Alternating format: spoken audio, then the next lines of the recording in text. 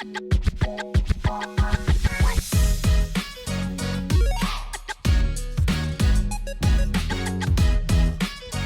everybody, and welcome to the show. I'm James, that's Katie, and that makes this the first ever episode number 5 of Cloud Control. And 5 is a really good number, James. But what's a better number is 9. 9. And since this comes out on Monday, that means it is only 2 days till it is the 9th.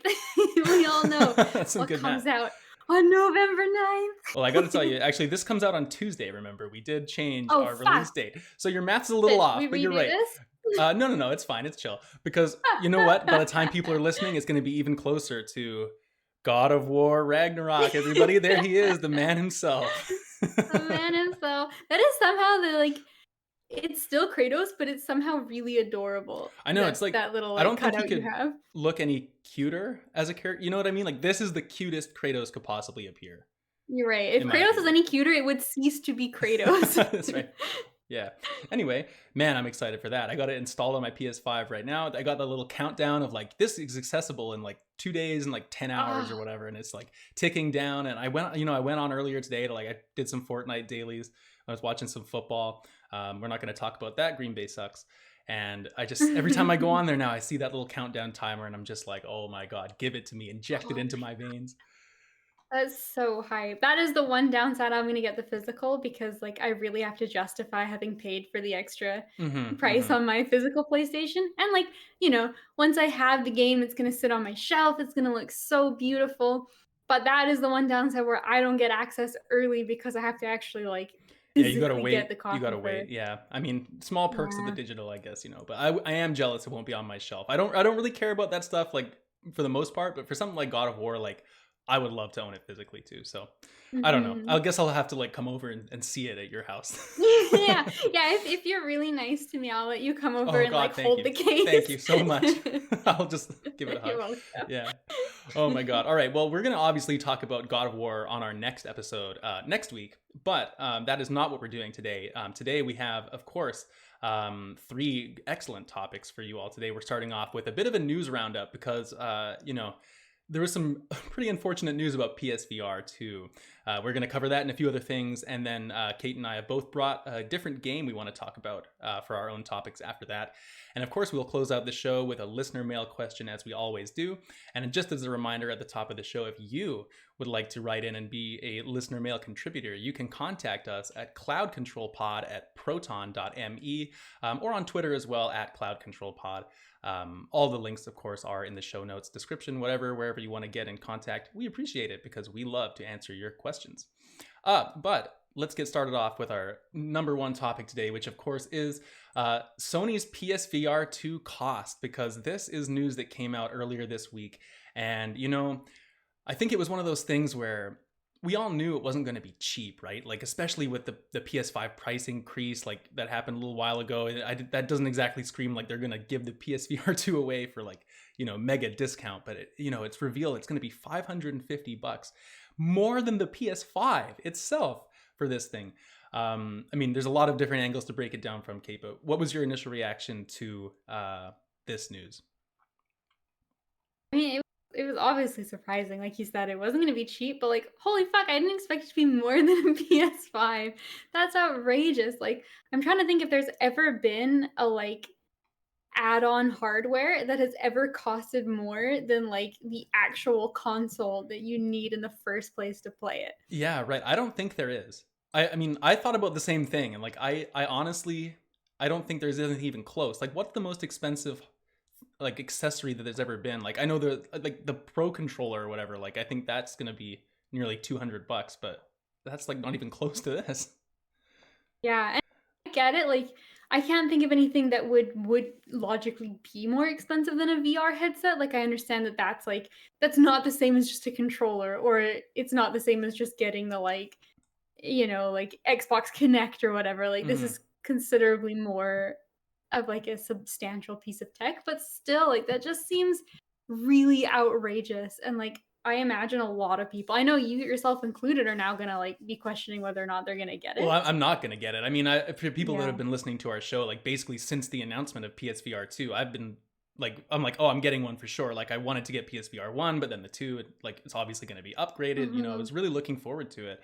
And I was thinking like, you know, I was kind of prepping myself for like, you know, 300, maybe 350 at most. Like that seemed reasonable. Like it's still a big chunk of change, but I mean, another five, like who has just $550 just burning a hole in their pocket, you know? It's not like it's not like a small purchase. Yeah. And then on top of And that too, like the thing is like for that price, I feel like you got to have some reason to be compelled to go buy it, but it's just kind of compounding of like, you know, aside from Horizon Call of the Mountain, which I'm not even a huge Horizon fan, there's not really anything else that's like a megaton game that you got to play on this thing day one, and it doesn't have backwards compatibility with PSVR 1 games. So you're like buying this, you know, high end piece of tech with very little to do on it for more than you bought a PS5 for. And it's just it's not a very attractive value proposition at this point, I don't think, especially when you compare it to other VR headsets. I know you were talking to me, what was it, the Meta Quest, right? You were talking about. it was the Oculus Quest 2 is the one a close friend of mine has, and we've played a lot, and like we've had a ton of fun with it, but it definitely wasn't $550. And to clarify too, that's US pricing as well. So Mm-hmm. for us in Canada, it's considerably more expensive than just $550. And yeah, I think the Quest was cheaper, and like, we have tons of games on it, and like we didn't need a PS5 to run it. That's the thing. Yeah, and it's wireless. It's like it just works by itself, right? And it's cheaper. Like, Yeah. you know, aside from like the PS ecosystem, if you really wanted to have like that branded stuff, like it just wouldn't make sense to invest in that. Um, I guess to bring a little bit more into the conversation too, Sony did reveal some more of the launch lineup for the PSVR 2. 11 games there. A lot of them are like games that are already out though. Like Crossfire Sierra Squad, I think, is already a game that exists. There's Hello Neighbor. Pistol Whip, I know, is something that's already out on like the original PSVR. Um, I mean, they have a Dark Pictures game, Switchback, coming out, which is something I would be sad not to get to play. But I mean, I'm not buying this to play Dark Pictures Switchback, you know. Yeah, exactly. That's Um, a bit of a tough sell. Because the other thing too, right, is like, okay, you buy the PlayStation, you buy the VR, and then it's like, well, how much is Dark Pictures gonna cost as a game mhm, as well? Like, mhm. it's not like you buy the VR headset. I could see it a little more justified if you bought the headset and then some games came with it. Yeah. But like, you still have to then, after you've purchased all of this tech to play it, go out and buy the games. Which, like, sure, maybe they're not that crazy expensive, but like it really does add up. And like you said, there isn't enough. Like, I will be so mad if they're like Bloodborne cart PSVR. Like, fuck, like, like you just know there's gonna be that one game where it's like there's a God of War thing that's like tied into Ragnarok, or like, Mhm. if you're a really big Horizon fan, and then there's um obviously like Call of the Mountain is a massive game, and it's like they really give you that FOMO of like, I don't want to miss out on the games of like these franchises I'm so invested in, like bought my PlayStation for. But then at the same time, it's like I can't be bothered to like, it's just too big of an It's ask. too much. It almost would make sense like if we split one of these things at some point, you know? Like and just like had took like a month at a time and lent it back and forth, because I mean the thing with VR too is I don't feel like I would play it all the time. It's the kind of thing where like you'd get it out once in a while, you'd have like a VR night, or like there's a game you're wanting to play and you kind of go through it, but I wouldn't see myself realistically like, you know, tossing this thing on my head every single day. It would be probably in the drawer like more often than it wouldn't be, once the novelty wears off. But yeah, it's just Yeah. sad news. I mean, I'm really hoping that what like this thing has like a big price drop. You know, there's been examples of like, you know, when the 3DS came out and people felt it was far too expensive, and within 6 months they, you know, Nintendo really slashed the prices and gave like I remember I'd bought it early enough, and then they slashed the price, and then they gave us like a collection of games to say like, oh sorry, you spent extra on this. um I mean, I wonder if something like that's going to happen here, because you got to think there's going to be, first of all, I mean, the PS5 is still difficult to get for a lot of people. And then on top of that, people what might have recently bought the PS5, they're probably not going to have money to buy this right away. I'm concerned, like, I wonder if this thing just won't sell that well. And then it'll be kind of one of those things where because it's not selling well, they'll invest less into like producing content for it. And then it's like a vicious circle of you know, a struggle to be worth what it costs in the long term as Yeah. well.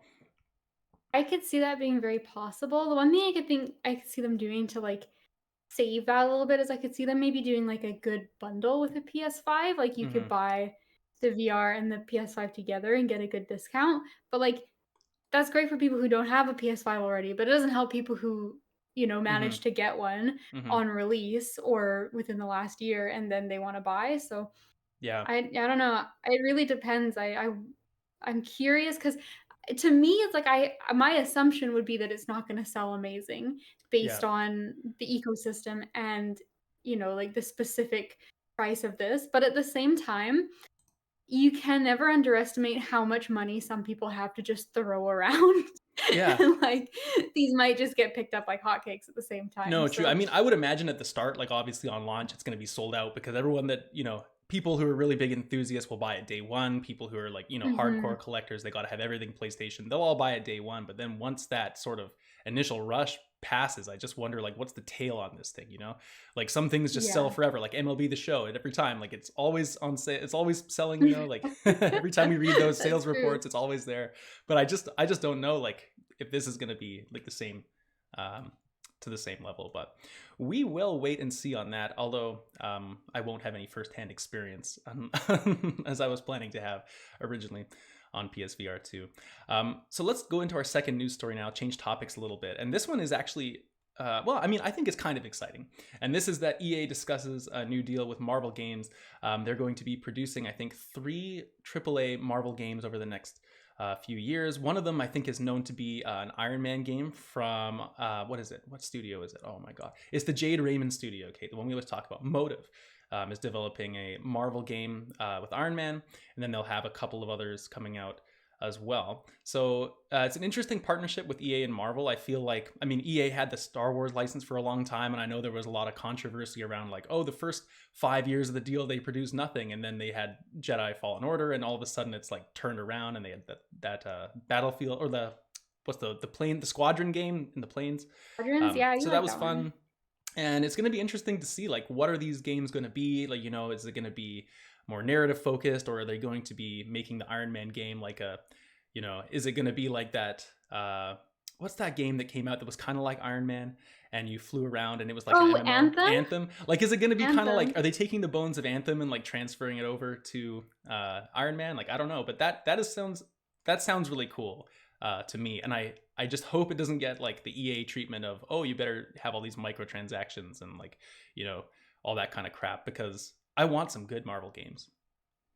I mean, we're getting some though. It feels like the video game industry is trying to catch up with like the movies now at Hmm. the point where like we're so oversaturated with Marvel content in terms of like shows and movies.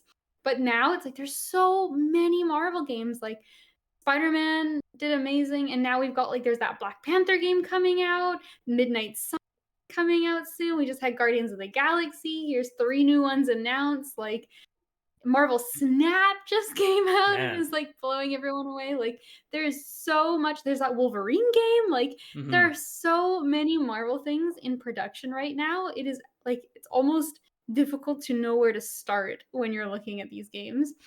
Yeah, it totally is. You're right. And I mean, they're all coming from such different studios as well. Like you mentioned, like Snap is Mhm. like mobile, it's on Steam. And then like the Spider-Man and Wolverines are Insomniac, which is like, they've proven at this point, I think, that they just excel at those sort of third person action, and it just meshes so well with the Mhm. abilities of superheroes and whatnot. Yeah, exactly. And then you Yeah. got Midnight Suns, which is like the first like the turn-based XCOM, like Firaxis games, and like there's a lot of variety, which I think is good. So I think EA, if you're gonna take on some Marvel products, like even though there's the other studios working on them, so you can't expect them to be like similar. There is kind of like a standard of quality that you expect them to come out to. Yeah, definitely. So on the article here, I'm reading from GameSpot, of course. They mentioned the first game, the Iron Man one, will be a single player third person action game starring Iron Man, but I don't think it's been confirmed. Um, oh no, it does. It says they're all 3 of them are action adventure, and to me, that's the one Okay. thing where I'm like, I wish there was. There, I hope they have some type of variety in the genre, because as much as I do love Spider-Man, I mean, I anticipate Wolverine's going to be third person action. This Iron Man's third person Mhm. action. I feel like that's just such a saturated like genre of game at this point. Like God of War is coming out. A lot of the PlayStation stuff is all kind of that style. And it would be Mhm. Marvel is just so diverse. There's so many characters, and I really hope that as this continues, we get more stuff like Midnight Suns, more stuff like Snap that's sort of changing up um like the type of game you're playing. Like why not give us like more strategy stuff, or what about a Marvel like sim game, you know? Like where's the Animal Crossing Marvel where you're like building a shield carrier and like putting different rooms and like I don't know, like there could be so many different That aspects is they could so take. funny, an Animal Crossing skin, it's like, "Oh no, Bucky's trying to move out, like, stop him." And, like, you really don't want the Hulk to be there, so you're, like, hitting him with the net, like, the Yeah. bug catching net, like, hoping he'll leave. That's amazing. That's so funny. Iron Man's like, "Oh man, I lent Black Panther my screwdriver, can you go get it back?" Like I lent him the Hulkbuster. He was yeah, busy. can I He get needed it to back? move some wood to go build his new house. That is so funny. But Yeah. you're right, and I think the one kind of saving grace is to wait and see because, yeah, they say action adventure, but action adventure is such, like, a ridiculously massive genre at this point That's that you true. get, like, games that are so incredibly different from each other, but are under that umbrella, so, like, action adventure really just means that it's kind of story focused, and there's probably gonna be combat and maybe exploration, and that is, like, Right. And kind of RPG vague. elements, Yeah, which every exactly, game like, has these so days. that's a little vague, but I think you're right in the sense of, like, that Arkham Asylum, like, Spider-Man sort of style does seem to be, like, what they kind of, like, fit Mhm, into, mhm. but Yeah. And I mean, we'll I see. not don't get me wrong, like those are some of my favorite style of games. I love them, but I just think that, we Marvel is so saturated, and I think that, one of the ways to combat that is to have diversity in how you're presenting the properties and like, give us Exactly, a like, Marvel just racing game. Come on, that'd be so cool. Or, like, give us a Daredevil detective, like, lawyer game.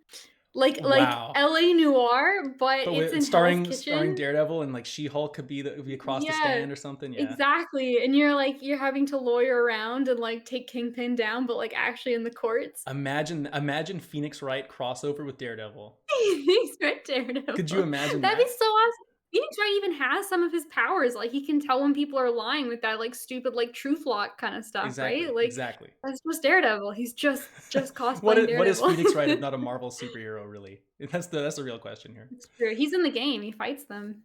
Yeah. Well, speaking of fighting, and also speaking of characters that basically are superheroes, our next news story is that there's a big AAA John Wick video game that is kind of in talks to happen. Apparently, according to the Liongate CEO, earlier this week. Again, I'm reading from GameSpot. But I just wanted to toss this one in there because we've had like games like John Wick Hex and a few like John Wick's in Fortnite and stuff like that. But I just feel like John Wick himself and that whole, the hotel in that universe would be such a cool setting, like that criminal underworld type of setting for a video game. And I'm just sitting here and I'm envisioning like, a Sifu style of combat, but with John Wick in a, highly, polished, well produced game. Like that just sounds amazing. I just want more John Wick, honestly. Like that world is just so cool. I just want to spend more time in there. It is. They're cool movies. I love that you mentioned Sifu because I think that's exactly what it could be like, right? Like kind of like one of those like tactical brawler sort of styles. Like that would fit so well with his gun fu. Gun And fu. I Yeah, could see gun fu. I could see you going through levels like that. And like everybody loved him in Cyberpunk. Like Keanu Reeves like broke into the video game industry. He was Johnny Cyberpunk. And now he could just be himself in John Wick. Exactly, yeah. And I mean, his likeness is already in other games. I don't know if that really Mhm. contributes to being anything to do with this, but I mean, John Wick it just makes too much sense. That's all I'm going to say. It's like the Yeah. Matrix. There's not really like, to me, that's another one that's like you can make some sick video games in the Matrix. And I know they Yeah, have because made like Matrix games, but this is like a modern sort of modern yeah, thing. because like movies can be good games now. They don't have to just be like really cheap, shitty, like low budget stuff that just ties into having a release. Like it could actually be good now. Hmm. And like yeah, like the Matrix and John Wick stuff, like they kind of feel like watching a video game when you watch the movies in a sense, Yeah. right? Like it's kind of got that just a bit over the top, like unrealistic, like silly action in the same way that like a video game cutscene might kind of choreograph stuff. Mm-hmm, So mm-hmm. yeah, it's legit. It works. Yeah, I think Hitman is like a style of game that would really work well for this. You know, Hitman's really stealth focused though. Like Mm, I could see some type of game like that where you're in an environment, you got to take out a target, but maybe it's a little bit less stealth focused with John Wick and a little bit more gun fu and mhm. you know, stuff like that. But I think it could be very cool. So let's hope it happens eventually. And speaking of other things that we hope happen fairly soon, our last news story for the day is that there was a Last of Us board game announced. And you're a big board game fan. We both are big fans of The Last of Us. And so we got to mention it. It sounds very fun. Like this article is kind of explaining the game itself, and it's a 1 to 5 player co-op game. You're playing as Ellie, Joel, Tess, Billy, and Tommy, Marlene as well.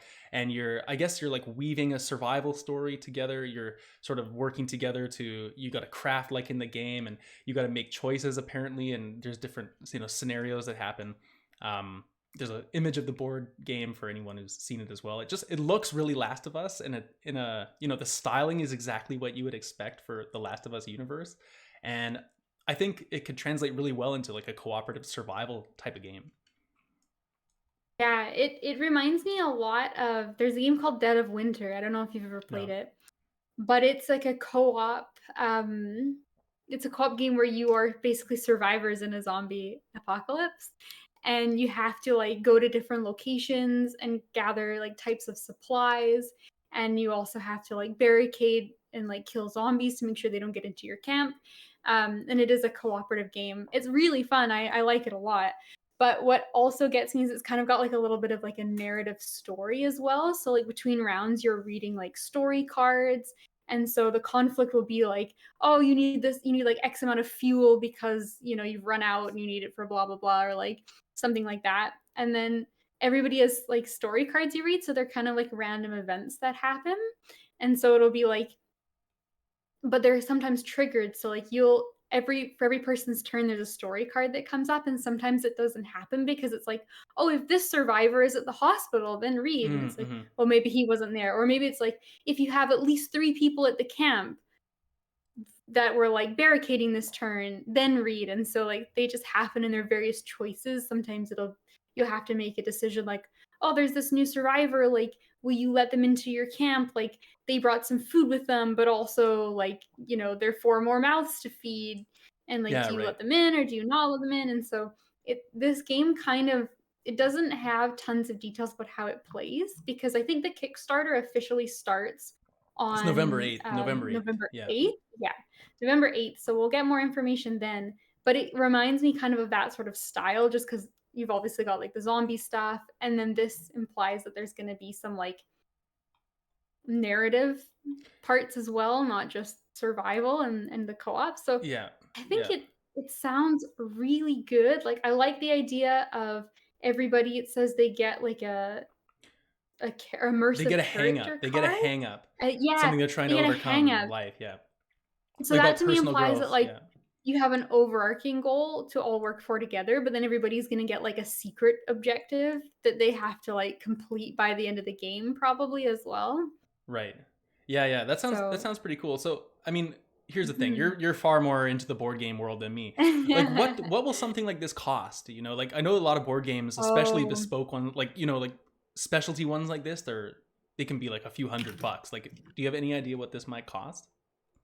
yeah, so I imagine it will be like probably pretty expensive because it's Kickstarter and it's a licensed game. Like I know like the Dark Souls board game, for example, is like $130 or Mm-hmm. something Mm-hmm. because like big board games tend to be kind of they've gotten quite pricey. And then also I think with the branding, Yeah. that adds a lot. So I would be surprised if it was like under $120 I was thinking, I mean, my or guess was going something to be like like that. 150. Like that's what I Yeah. was kind of estimating. I imagine too that there'll be some like tiers to choose from, right? Like maybe you'll get some like additional like character Mm-hmm. cards, or you could get maybe like some extra figurines or stuff, depending on if you want to like keep increasing the price. But Mm-hmm. Mm-hmm. yeah, I've clicked it on Kickstarter to notify me when it comes out. Like I'm definitely gonna take a look at this. Good, Like good, good. I love board games, especially cooperative board games, and especially ones that have like extra narrative stuff that you get to read because I feel like everyone just gets so into it and you almost start kind of like not role playing your character, but you kind of get into it a little bit more than just like sitting around and like, oh, I think that's objectively the best strategy. And like, Right, some yeah. board games can kind of like break down into like you play them the same way every time because you just sort of have like figured them out. Yeah, you've optimized it, right? You've figured out the most efficient way to do things. Exactly. But this seems like it could be different every time. Like if you're playing as Joel, I mean, from what I can see on the character cards, it looks like every character has a little bit of a different loadout. Like Joel has the what are they called? The screw bombs or like the shrapnel bombs or whatever. Whereas Mhm. Ellie seems to have a bow in the same slot of her card. So I imagine Mhm. like if you play as a different character, then you get a different motivation the next time you play, and like depending who else how many other players you have, like maybe there could be some variety in terms of like your motives and your story, and I think that could be really cool in a way that's like Yeah. replayable. Exactly. I think it sounds like it's replayable. And the other thing too is like, yeah, sure, it's maybe kind of expensive to buy it, but if you play it a bunch of times over and over again, like I think you can definitely get your money's worth on a game like this. But I think there's one thing I gotta shout out though, just because this GameSpot article is so funny, is that like it talks about the characters, right? And obviously like Joel and Ellie are the big heavy hitters in this. Like, Yeah, who's really stoked to play as like Billy? yeah. Or like I mean, nothing who's against like, Billy, oh but man, nothing against Billy, but like nobody's like, "Oh, I call Marlene." yeah, Like, true. no, It's like, oh, you're the that's new not player, happening. you get Marlene. Yeah, sorry. But the other funny thing about it is that it goes on afterwards to say gameplay involves players making choices about which route to take and resolving immersive chapter cards at familiar locations from the video game, including the suburbs, sewers, and university. And like I get why they picked those because like I distinctly remember doing those locations in the game. Like those are like the iconic and like The Last Hmm. of Us is just set in like normal American towns, right? Like that's the point is that they're not extreme locations. It's that the fact that like the apocalypse has come and the plague has come like to everyone's everyday life. Yeah.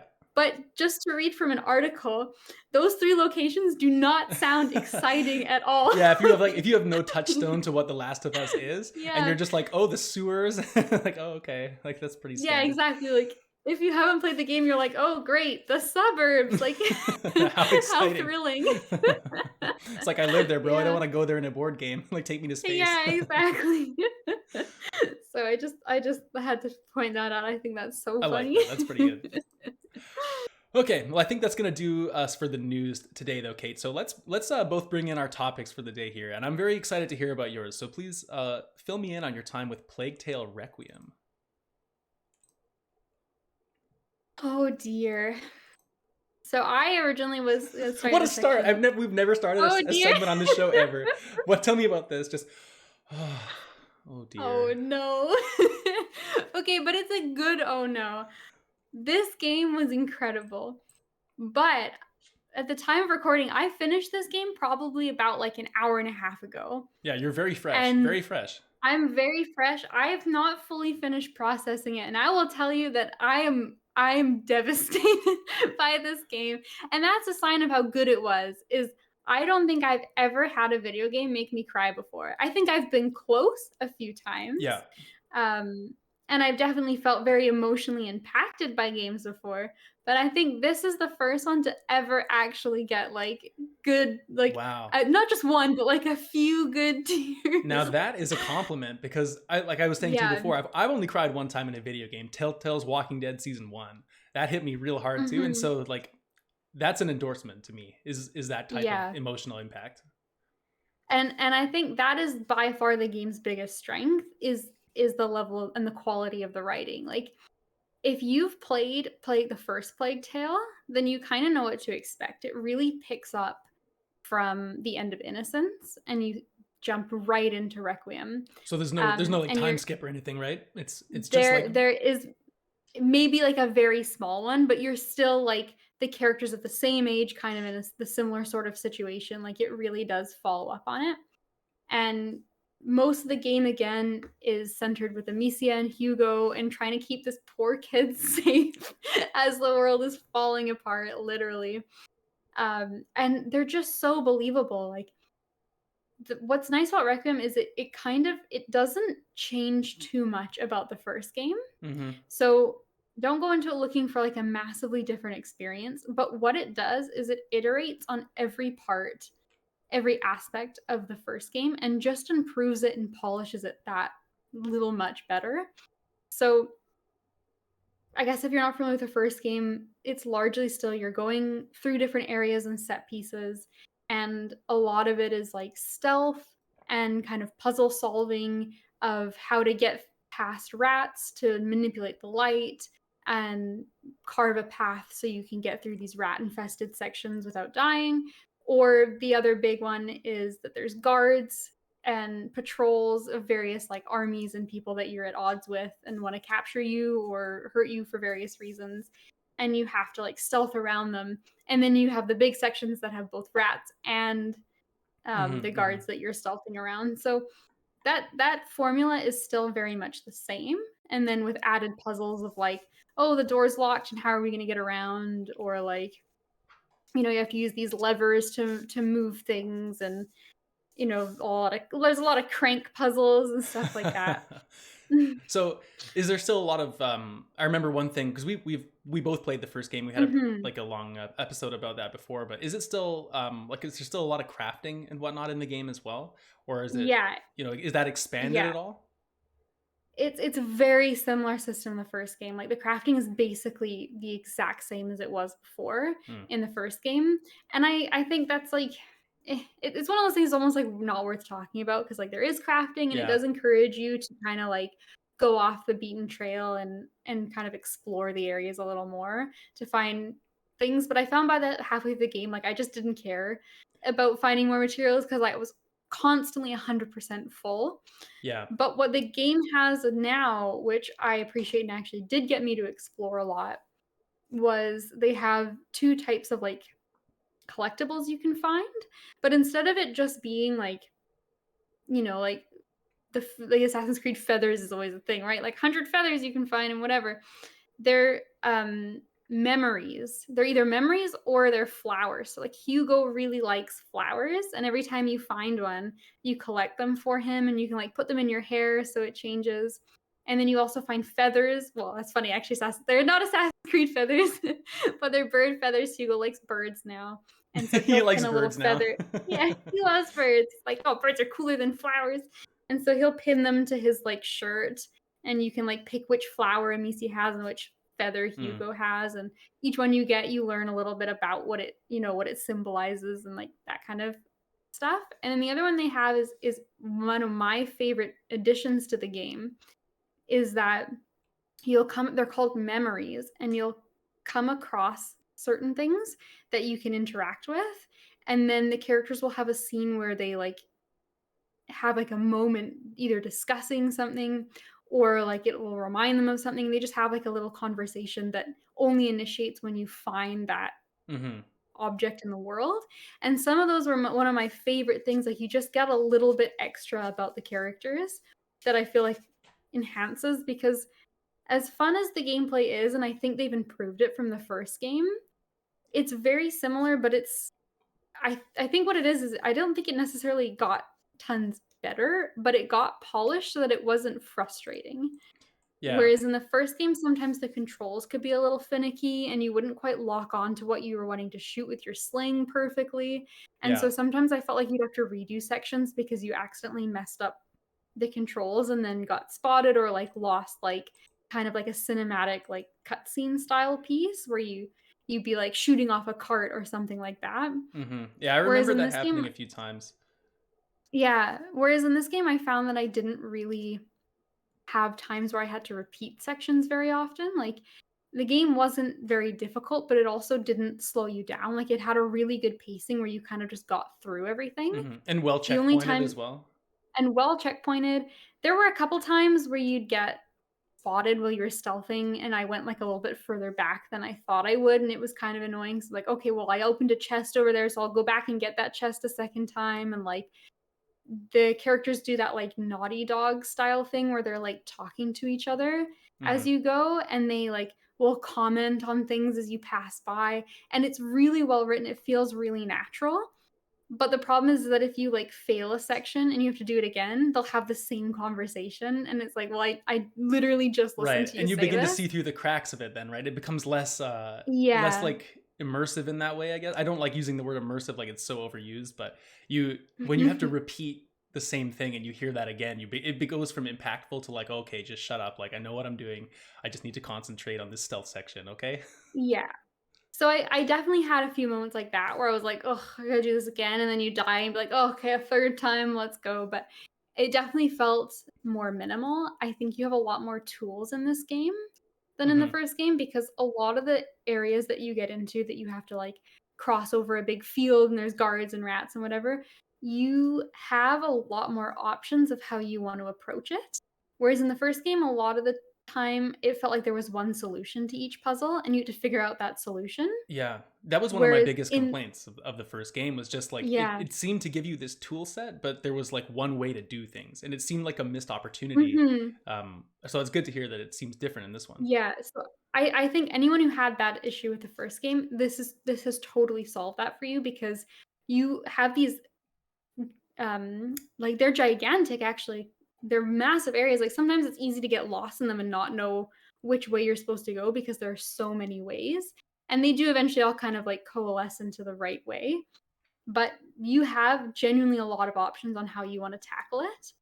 And I did like that because it lets you be creative. There's a few times where it's like, okay, I could sneak through this like kind of part that's a little bit more inside buildings instead of out in the open field. Or it's like I can go out in the open field and like extinguish that guy's flame, or like, throw something to distract him, or I could like just straight up kill that guy if I want to and then go around that way. So you have a lot of options, and it really did feel like you kind of chose what path made sense to you and you kind of problem solved like through the moment instead of like having to plan out the whole way of like I think this is how you're intended to do it. Hmm. Hmm.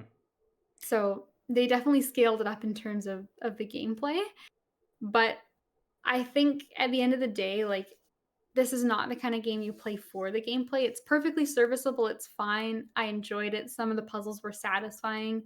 Some of the areas were really cool. Like there's one where you're kind of on like a dock sort of place and you're sort of like going through buildings and then under down on the sand and back up and around these little like ramshackle shacks, which is a really cool sequence. And it's raining and like it's dark and there's guards out with their torches, so Hmm. that Hmm. was really cool. I But think the environment, like just relating to my experience of the first game, I mhm, think the environments were my favorite part of the game. Like it was just some of those scenes, like those yeah, towns, is so creepy, and you're walking through like puddles of blood over corpses, and then the rats are there, and it yeah, was like legit, like a very, very. I don't know if it was unique, like the rats make it unique, but it was just such a like dirty, gross environment. Like I mhm, really felt like I was there at certain points of it, and yeah, that like that's one of the things that has me interested. Like from what you're saying is like I want to be in this environment. Uh, yeah. yeah. The set pieces in this game blew me away. Like I was not expecting it because it's not like Asobo is a massive studio, right? Like they are I mean this very much feels like a AAA game to play now. But if you think back to the first Plague Tale, it was, It was like smaller scope. they were smaller scope, right? But this is insane. Like they have areas that are so bright and colorful and beautiful. And they have other areas that are just like the most disgusting, like bodies and rats and like just like rivers of like the most this like grossest water you've ever seen in your life, and you're climbing over dead bodies and corpses and the characters are like coughing because of the smells, and like it's so visceral. And I think that's kind of what the biggest sell of this game is that the environments you go through and the storytelling and how they have these massive scale environments and concepts going on, but it's so intimate to the characters. Like at the end of the day, like you cannot stop yourself from falling in love with Amicia and Hugo. And like I would do anything in my life to protect this kid. Like I care about him so much. Like he is just goes through so much shit. Like they go through hell and high water to like get him out of all these bad situations, the plague following them and all this death and destruction that just gets like left in their path and how they deal with it. And I think like Hugo's kind of the star of the show, but I really grew to like Amicia more in this game as well because she has this horrible arc of like all the things she's done and all the people she's killed and like everything she's had to do for their survival really catches up to her. And Mm. she has moments in this game where like she just totally breaks down and she'll, be away from Hugo for a second and just lose her shit and like she's falling to the floor and like having panic attacks. Wow. And then later on, she has a moment where she just goes like she's so frustrated with every time they are almost to safety something comes after them and like she just freaks out and starts like like killing a bunch of people and like consumed by rage, and she has so many like moments where she just like loses it and then has to put herself back together for Hugo's sake. And poor Hugo like is watching all of this and Mm-hmm, he mm-hmm. then like starts to have to freak out, and then it's just Wow. so Sounds stressful. it's so well written. It is genuinely stressful to play this, but at the same time, I love it so much because like they're not perfect, and there's so many consequences to everything you do, and they really feel like they're like struggling to survive. Whereas in a lot of games, you get like your protagonist is just like a total badass, and they just go in and kill the room, and then like, all right, let's go and whatever, and like I'll go kill 12 more people, and then every now and again they ruminate on like, oh, am I the bad guy? And they're like, Mm-hmm, nah. mm-hmm. Like, nah, let me just headshot 6 more guys. Nah. And there's that kind of like disconnect sometimes with the story and then like what Yeah. the characters are going through, and and not every game needs to ground it so much because some games are more about like the action or the power fantasy, or they're like a larger scope about like a broader story. But what I like about Plague Tale so much and that it really stands out is that it is so 100% of the time focused on the characters. Everything that happens in the game has like a direct consequence that you really feel like it mattered to them.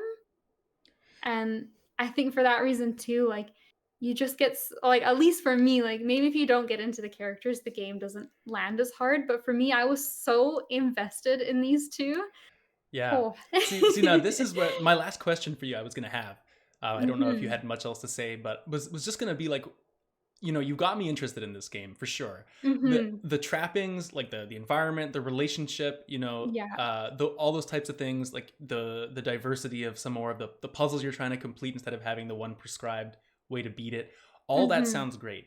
But I'm taking myself back to our conversation about the first one, and I think like hearing everything you have to say, I'm still feeling like we're in the same spot because I think that Yeah. the biggest difference we had with this game is I don't think I bought Hugo and Amicia's relationship to be quite as organic Mhm. as you did. And so I'm just wondering, like, do you think it's just that much of a step up from the first one, and would I get into it? Because I want to. It's not like I don't want to get Mhm. into it. And I didn't think the first game was bad, but it just didn't Yeah. resonate with me quite the same way. And so like, do you think it would this time for me, or do you think I might be in the same spot? I mean, I had the bias of going in where I already was invested in them from the Mm-hmm. first game. Mm-hmm. And I think this is the kind of thing where like you definitely can't play this game if you haven't played the first. Like Yeah. you need those building blocks. But I think like everything else, like that is another aspect they have improved on. I think the writing, just even the voice acting and how the conversations play out, like it very much feels like a Naughty Dog game in that sense where like they're so organic when they're talking to each other, and it feels like it really fits the moment as opposed to just like, oh, we got into a cutscene and there was some talking and now like you know you get into the scene. It isn't just like, oh, do you think we could use that box over there? Like, oh, I think we could. Like they really do kind of talk to each other, and they'll be checking in and they'll like comment on something if you walk by. And like there are a lot of moments too where like there's one where it's not a spoil, but it was just a really cute. You kind of get out in this nice field, and the game is fucking gorgeous, by the way. Like one of the Mm-hmm. nicest looking games I've ever seen. And you get out into this field, and Hugo, like, there's like a nice tree in the distance. And sometimes you forget how like Hugo's still just a little kid, and so they want to have like a race there, and you race Hugo to the tree, and he beats you, and he like calls you a chicken, and like they just have these like Mm-hmm. nice warm moments as well, sometimes interspersed with all like the difficult times. Yeah. And so I think it's definitely better. Like I think it's not the kind of game for someone who doesn't want to do those story parts. Like I think that's Yeah, so for the kind of integral. person that skips cutscenes and just wants to get to the action and do that kind of thing, like this is Yeah, not a game for people on exactly. that Like wavelength. this is a game for story and character first and then gameplay Mm. after. But I think it definitely like in all aspects feels like an improvement from the first, and they built on it. Yeah. That being said, I hope that they don't make another game. Right. It's kind of left a little bit ambiguous as to if the series could continue. But for me personally, I think that it has ended in a way that it's done. Like, I don't want to revisit it anymore. I can't handle any more of this. I can't put myself through But that. also, I think like just the way it ends is that it is kind of complete.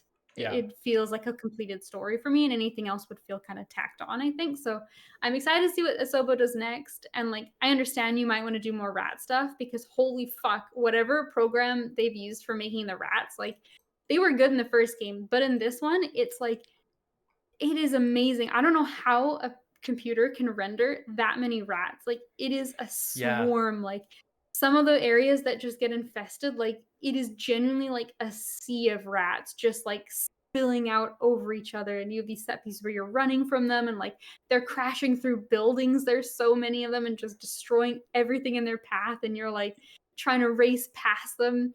Yeah. And geez, it's incredible. I But remember just being blown away by the rats in the first one, and you know, the technology was really cool. Like I remember we did, I think on our mhm. awards show the year we played that game, I think we even gave like best new mechanic or something to the rats in Plague Yeah, Tale, or to it the was like in the rat. conversation. They're legitimately very creepy. Like if anyone watching hasn't seen the rats in Plague Tale, just quickly YouTube it because it's Mhm. really off-putting everybody. It really is. They are unsettling. I mean, it's definitely not like they're not like real rats. Like if you're scared of rats, because like you know, like a rat that might be in your house, this is totally different. These are like it's water. They are not like Yeah. creatures. They are water that just like spill over things. The rat tech has it is insane. Hashtag rat tech. Hashtag rat tech. But yeah, play Pigtail. Like I really need you to play it because I need someone Yeah. who's beaten it You to know what? talk to me I'll because like play it. I need a support group. I will I play need it. help. It's on Game Pass and it's relatively short. So I On mean, Game I Pass. feel like it's because of your endorsement of it and because we do the show and because it'd be fun to talk about it, and when we get to the awards, I at the end think of next month. yeah. Um I think this is a good like spoiler game too because there's yeah. so much to unpack in the story that I really don't want to spoil. Yeah. But Okay. yeah. I'm in. Once I beat Yeah. God of War, I think this will be on the list. So, Yeah, you don't have yeah. time now. It's too late. I rushed to beat it before God of War and I'm Yeah. glad I I'm did. glad. But Yeah, definitely.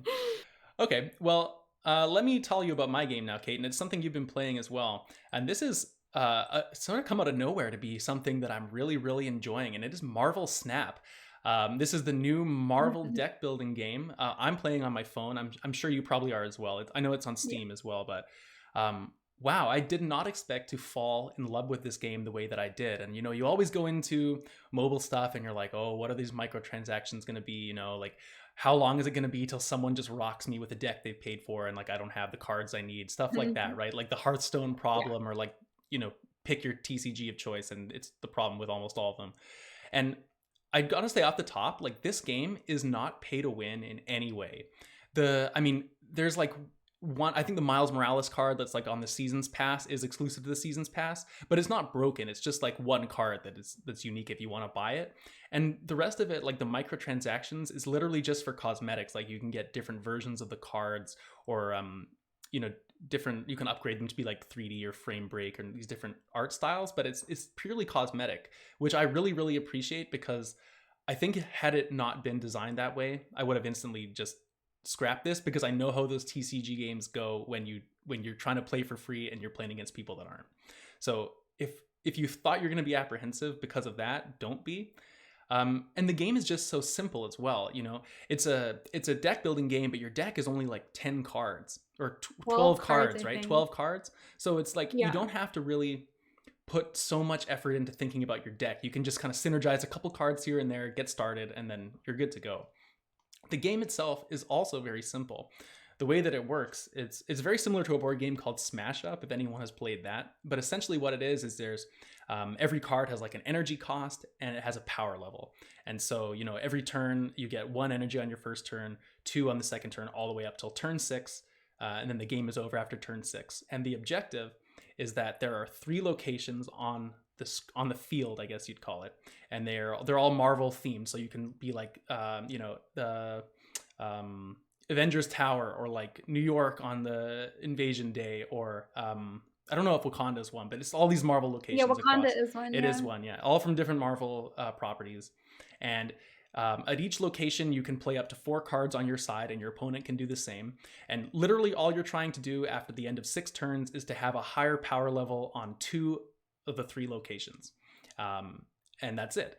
And so you'll be playing cards every turn, and they can have different abilities. Like some cards can move locations. Other cards will power up if something is like a card is destroyed, or if the location becomes full, it'll have a bonus. And there's a lot of depth to the strategy in it, but it's presented in such a simple and approachable way that is just so enticing, and the games go so quick. Like, it's only 6 turns. Some Yeah. TCGs can really go on for a while. This, you're like literally on your phone, you're like, oh, I got 5 minutes to kill, like I guess I'll just play Marvel Snap, like, and you're Yeah. in and out of a game in like 5 minutes. I just I I agree. can't That believe that's how one of fun the it is. Yeah. That's one of the big selling points for me too, is just how quick it is and like how low effort it feels to get into it. Like I feel like I get new cards all the time Hmm. because like you're constantly just like leveling up and like doing your daily quests and like you're just unlocking stuff like as you play. That's literally like how you unlock things, is that you just play. Like the quests just kind of happen because they're things like play 10 cards, or Yeah, like, they're very you simple. know, like win a match, and they're very simple. Like you don't have to think about them. I don't even look at them. They just complete as I play, and then you level up and you get like the material you need to upgrade cards, which then moves you up the tracker to get new cards. And so it's like stuff just happens. It's kind of got like the Digimon Cyber Sleuth of like stuff just happening. Like you just constantly are getting new things. And then like you said, like matches take a few minutes. Like it feels so low commitment. And I Hmm. think that's normally what kills me with TCGs, is that I really enjoy them for like a week and then I fall off because I just don't have new cards to make new decks, and I'm tired of like playing the same cards over and over again, but I'm also not invested enough to like put in the time to Right. get new stuff. Yeah. Whereas Snap just feels like you can just play it so casually, but at the same time like it does feel satisfying to like make a deck that synergizes with itself. Yeah, yeah, absolutely. And like you said, you're always unlocking new stuff. I've been playing like quite a lot, to be honest, and I'm just at the point now where I think my unlock sort of pace has slowed down, because the way that it kind of works is, when you complete the challenges, there's a few different currencies, right? It's one of these type of games, and Mhm. um you unlock this one currency, which is like this, I don't even know what it's called, it's blue, and you use that to spend to upgrade your cards. And every time you upgrade them, they like, again, it's just cosmetic upgrades, but Mm. every time you spend points on upgrading, you kind of move up this track, and the track will give you either more of that currency, or it'll unlock a new card. The cards are also unlocked in random order, which is very cool, because you'll have different decks than Mm. people of like your same level. But I'm Yeah, at the I point I now think where how it upgrading, sorry, is just, I'm not getting enough of that blue currency every single time. So Mhm. it takes me a little longer to get there now, but I have such a big library of cards at this point, a lot of which I've never put into a deck that I've made, because I haven't really played around as much as I could have with the deck building yet. So I feel like there's still so much variety I could get into, and I'm still unlocking stuff, right, every few matches, just not Mhm. every time now. Yeah. I think one of the other things I really like about the game is that because of how it works with the locations, there's a lot of variety. So like each location has an effect. Like it isn't just like one, two, three every time.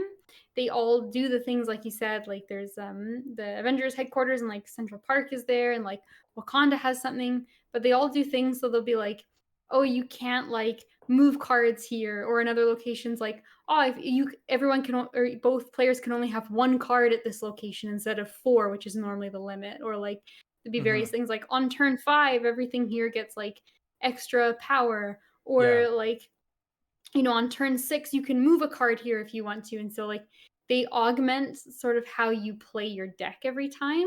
And so that kind of staleness that a card game can fall into, of like when you play the same deck over and over again, you're just like, it sort of becomes Yeah. formulaic, where like I hope I have this card turn 1 and then this card turn 2 and then like I play this turn 3, and you sort of have like what would be optimal every time. Because of the locations being different, it's kind of, it changes how you might approach your Yeah. deck? The locations really are the secret sauce of the game, I think, because like you said, it Mhm. just means your deck you can't really optimize your deck. Like, I'm sure if you go online and you look up, like, what's the Yeah. best deck to build around this card, like, of course you can find it, but you'll never play the same deck the same way in any two matches, because there's a lot of locations. Like, I don't know how many there Yeah. are, but it feels like there must be like 20 at least. Like, you don't really see them Yeah, all the at least. same.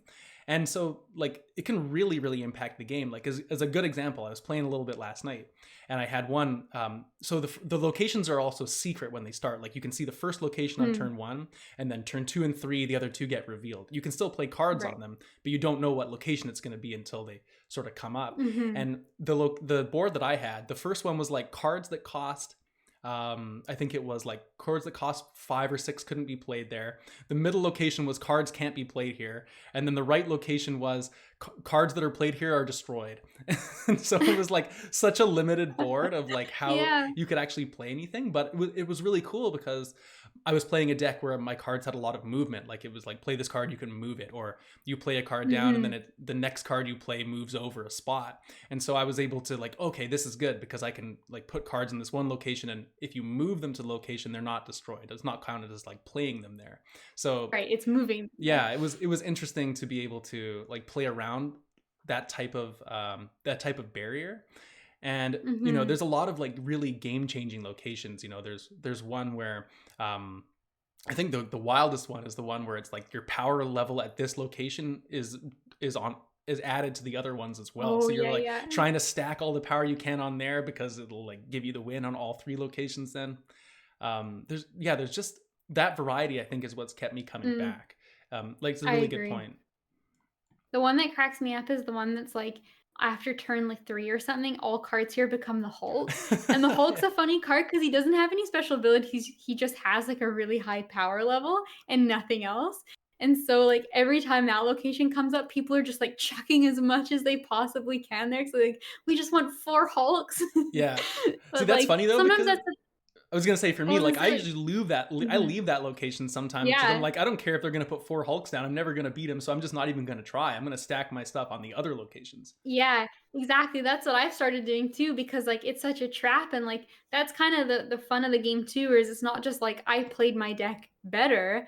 There's always that strategy of like knowing when to like contest a lane and when to give up a lane because yeah, if they chuck 4 cards in the Hulk one, I chucked maybe one or two to make them think like they need to contest that, but then Yeah, to pivoted and fake started out. playing somewhere else. And so I don't care you have like 47 power over there with your massive Hulk army. Like I had 9 power over in Wakanda and I won. Yeah, I've had so many matches like that where I lose by like Yeah. 30 points on one location, and then I win another one like 5-4, and then it's like the Yeah. same deal, but I end up winning, and like my power is pathetic on the other two, but it's like, I don't care.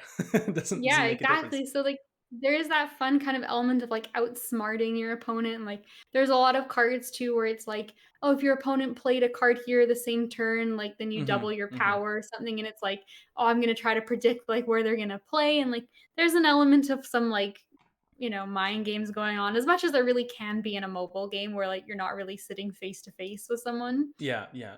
I Um, think another thing too, just to like, the other thing I really want to compliment this game on is that it just feels like they've really put a lot of effort into making it like giving care and attention to all the characters, making them feel a little bit unique. hmm, Like, when you play the cards down, a lot of times they'll kind of like, you put Captain America down, for example, and he'll be like, Avengers assemble, and like his shield like pops up hmm, over him, and he powers up the cards on the same place where he's standing. And every card has something like that, where they come in and they're introduced a certain way. You play Quicksilver, and when you draw him out of your deck, he kind of like zooms across the screen and comes down into your hand, for example.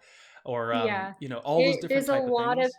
character, like, they went above and beyond with the detail, and I agree, I think that's one of the coolest things, like, my favorite is Nightcrawler, and he can, Hmm. like, move once to a different location, and when you play him, he, like, puffs in, like, with some smoke, like, as if he's, like, teleported over, and I agree, I think that's the sign to me where, like, yeah, this is a mobile game, but it's that higher level of quality that I think a lot of mobile games don't get because, like, they didn't have to go all out, and, like, the art assets are really nice on the Hmm. Oh, cards. some of the They cards look all look amazing. Those pixel art cards, when you unlock those variants of, yeah. like, I have a pixel Hulk, and he's like flexing, and it's just like, I love that style. Like, I don't use the Hulk, but I want to Yeah. make a deck with it just because I have that variant.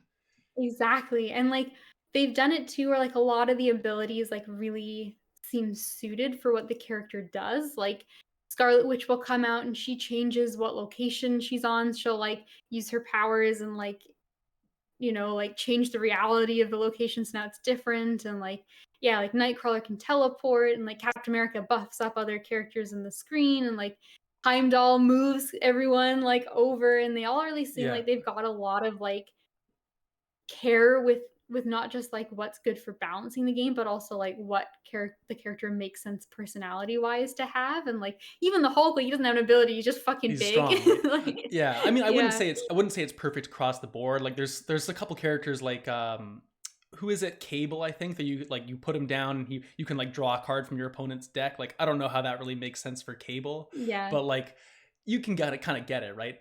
Like another good example too, Mantis. Like she's got like psycho what is Hmm. it? Psychic abilities, and so like when you have her, you can see like the unrevealed locations. Like she can see. Oh no, that's the Watcher. Sorry, The the Watcher, yeah. Watcher. Yeah. But in like it makes sense for him, right? But they're not. I don't think Yeah. they're all perfect, but enough Some of of them them are are. Enough of them enough of them are are good. where you really feel Jessica it. Jones is another good one. She like Hmm. comes down and she has 4 power or something. And if you don't play anything in that lane for the next turn, she like buffs up. Which I think is kind of cool because she's like the like I hate other people like lone wolf Yeah. kind of archetype. So she gets stronger if you don't play more stuff with her. She's kind of a cool Yeah. card, but I was gonna yeah. ask you what are some of your favorite cards?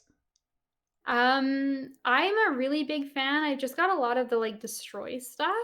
So I'm really big fan of using like Carnage who Yeah. like eats your other units and gets stronger. But then I have like him with like You have him with Wolverine. Wolverine.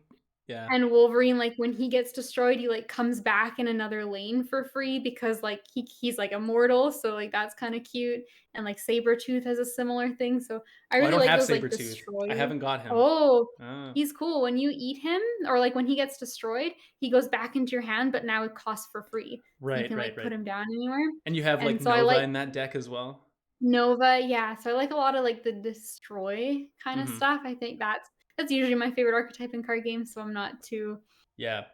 surprised by that. But there's some other cool stuff too. Like I saw someone play Scorpion against me and I he just like got him. puts He's venom cool. on your cards so they like get one less power. Like there's a Yeah. lot of cool He's stuff. cool. I think my favorite card is Professor X. I don't know if you've seen him or not, but Yeah, I have him. he's He's quite an neat. expensive card. He's like a 5 cost. Like you can only play him on the last couple turns of the game. I mean, unless you get like a way to play him for free or something.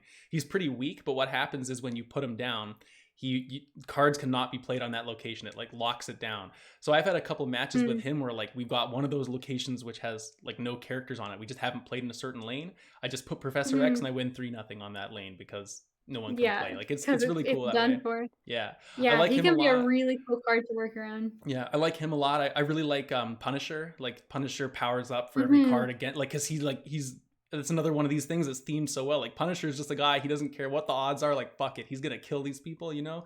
And so for him it's Hmm. like every opposing card on the same lane, he gets more powerful because he's a one-man army. So I think that's really Yeah. cool. I mean, actually, another cool one too is I like the Hulkbuster a lot, which is Oh the yeah. Hulkbuster is like I think one of the most unique cards because when you put it down, it Hmm. actually attaches to another card on the lane, so you can technically play 5 cards on that lane because Hulkbuster doesn't take up a Hmm. spot, but you can power up a card with it. And what's really cool, and I don't know if you've ever done this or seen it, is there's one location where when you play a card there, it fills that location with copies of the same card. So if you put Hulkbuster down without anything else there, you'll get 4 Hulkbusters, and then they'll all like fuse together and be worth like 20 Oh, and be like power or one something. massive Yeah, it's Hulkbuster? really cool to do that. Yeah, I That's experimented cool, I've around one never time. seen that. Yeah, it's pretty cool. That's awesome. Yeah. So, I mean, I don't know what else I've got to say about this game really, other than I'm blown away by it. I'm probably going to continue to keep playing it. I could even see myself buying the season's pass for next season. Honestly, like I didn't for this one just because number one, I'm like, okay, am I really going to be like playing this long term, or am I kind of just hyped on it? And number two, it's like the seasons are fairly short, so I felt like I wasn't really going to get my money worth because I only just started playing and the season ends like next week. But at this point, Mhm. like if I continue playing it the amount that I am, I think I will buy the season's pass and just like I want that extra currency, you know. I want that extra gold so I can upgrade some cards and get the special card, whatever the season's going to be. So I think that could be pretty fun to do actually. And one thing the game doesn't have yet, the last thing I want to say about it is that I wish there was a way to play against friends. Like it's just random matchmaking at this point. I know that like the ability to play against people is coming, which I think will be really fun because I would love to play against you, and like one of my friends is Mhm. playing as well, and I would love to. It'd be funny to like just sit on the couch and be playing mobile games. Like I've never done that with someone before, but this might be the first Mhm. time we actually like get to do it. Yeah, I agree, and that's one of those things that people are always like, "Why it doesn't have that?" But, like, it's obviously coming, it's just the game's new and that, they haven't implemented that infrastructure yet, but otherwise, yeah, like, I think it's the only mobile game I have on my phone and that I would ever really consider playing, so that's Mm. gotta count for something. It's got to count for something, everybody. Yeah, check out Marvel Snap. It's very fun, and man, what else can you say? I'm blown away. I don't like. It's not Game of the Year contender or anything like that. Like I don't want to pump it up too much, but if you're looking for a card game that's approachable and easy and Marvel themed and on your phone and not doesn't suck, like this is the one. This is like the best TCG. That's the biggest accolade for it, is it doesn't don't worry, it doesn't suck. That's right. That's right. All right. Well, let's finish off the show here, Kate, as we always do, like we mentioned at the start, with listener mail, which at this point I think you'll read out now. Yeah, so this is a fun question. It's kind of similar to our Frankenstein question, but a little different. So this is just to remake a game. So it's pick a game that was almost there and just swap a quality. So the example that Jonah gave when he wrote this in is like you would have Skyrim, but instead of Skyrim combat, it has God of War combat, which Could you like imagine the is pretty change? fucking cool. That would make it so much better because like obviously that's Skyrim's biggest flaw. Or Hmm. he said like it's Skyrim, but it's got like the world design of Banner Saga, which is such a cool world to be in. And like imagine like being able to just like roam around Skyrim kind of style. Like Hmm. that's fucking Hmm. cool. Yeah. It's a good question, honestly. I spent a lot of time thinking because I mean you could really take this in some zany Yes. ways, like I think almost any game would be better with God of War combat. So I mean I Yep. don't really know where to take it, but I don't know. What did you want to bring up for this one? So I actually need help with mine because Okay. I was brainstorming this a lot and I couldn't quite come up with the right thing. I mean, so obviously I have to shout out like basically every game could have FromSoft combat because like, I'm at this point legally obligated to shout out FromSoft at least once an episode. It has to happen. You got to meet your quota somehow. I was waiting for Yeah, it, Kate. gotta You're be almost my out of time quota. here. We're getting near the end of the show. Oh, don't worry. It's always at the back of my sleeve. So yeah, basically every game could have FromSoft combat, and that'd be awesome.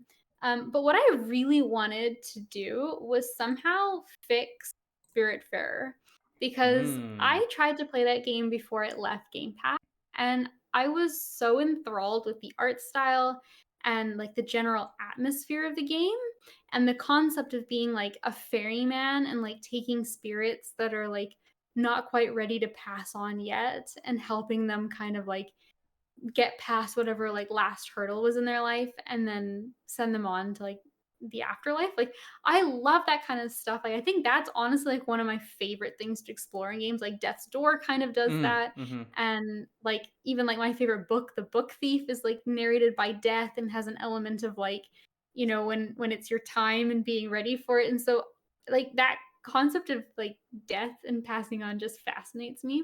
And I wanted to love Spiritfarer, but the problem is that a lot of the gameplay is very like manage your boat kind of thing and like resort and like do mini games to get resources, and then when you have wood you have to do this like Hmm. saw mini game to cut the wood so then you can build more things on your boat. And like I just felt like it felt like chores and busy work to play.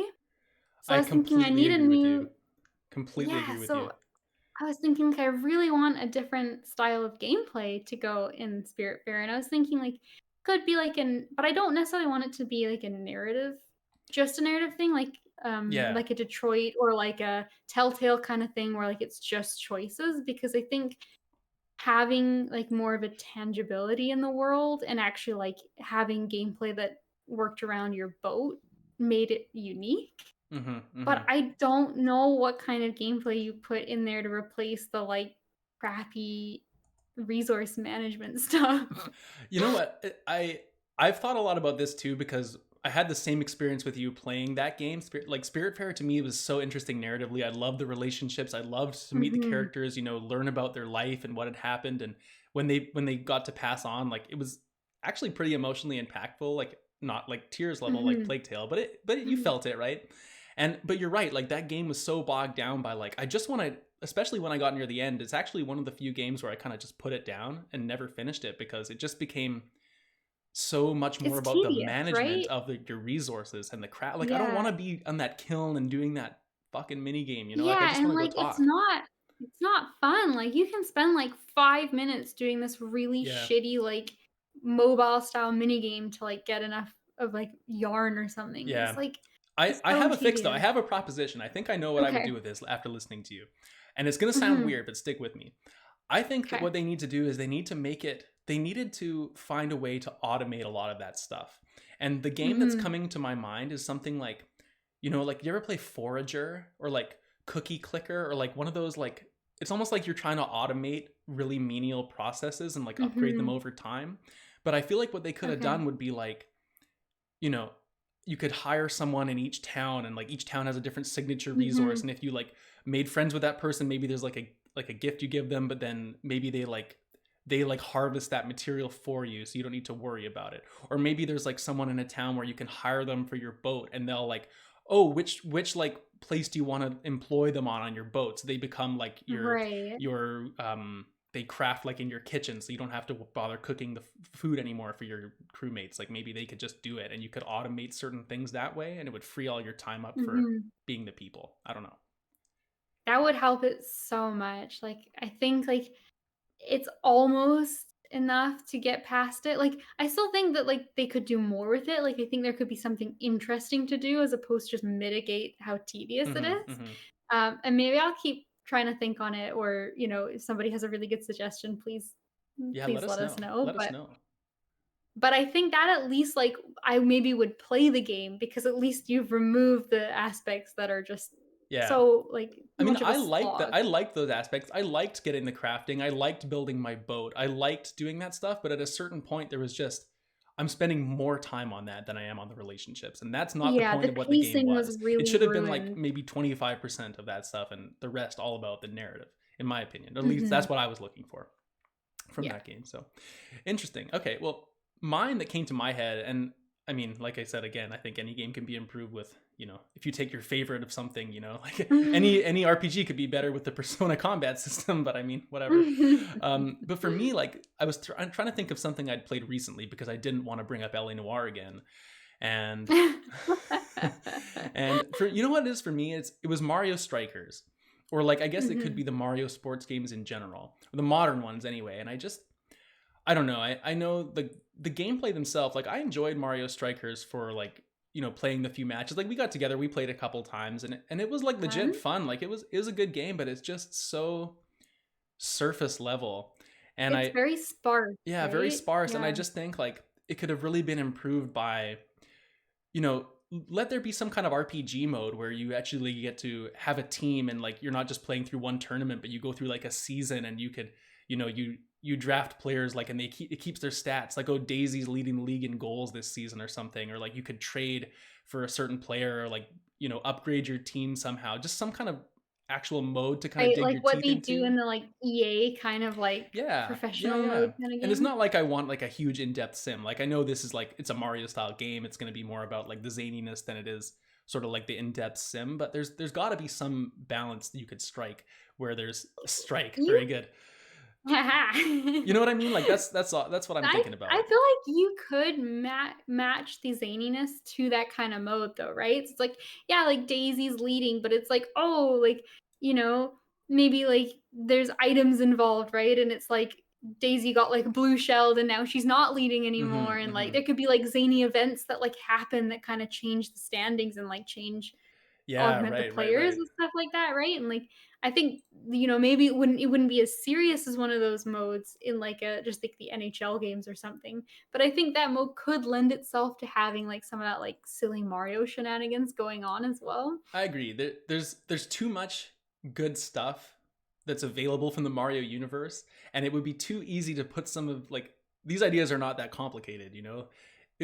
I don't want to make game development. I don't want to trivialize it. Like, obviously, it's not as simple as like, oh, I guess we'll just make this RPG mode. But I mean, there's got to be a little bit more you can do than just like, you know, a tournament and a free play mode and an online mode that you can't even do 4 versus 4 online. You can only do 2 versus 2. Like, I don't know. That's another thing too. Especially when it's like, you know, a AAA game you're paying like $80 for. Like, come on. Like, you're gonna tell me that Ragnarok and Elden Ring are the same price as like Mario Strikers that has like 2 modes? I know. Come on. It's a little disappointing, but I just think like I wanted to like it so bad. I wanted to want the new Mario Tennis so badly because I love Mario Tennis on the GameCube. Yeah. It's like a great game and I would play it anytime, but they're just so shallow. And yeah, like at least have all like the mini games and those extra things that they used to have. Like I remember the tennis had like that mode where you had to like paint the wall and you'd hit like the tennis balls that were like colored and you'd have to paint and like hit do your like best certain to, like, shots, like you hit the recreate. flop shot to like get it higher to hit the top corner and then you're Exactly. And stuff like that. And there was like a volleyball mode or something that we used to play and like we had a lot of little like extra bonuses. This is not even me adding a mechanic to a game anymore. Now we're just bitching about Mario sports games. Yeah. That's right. Amazing.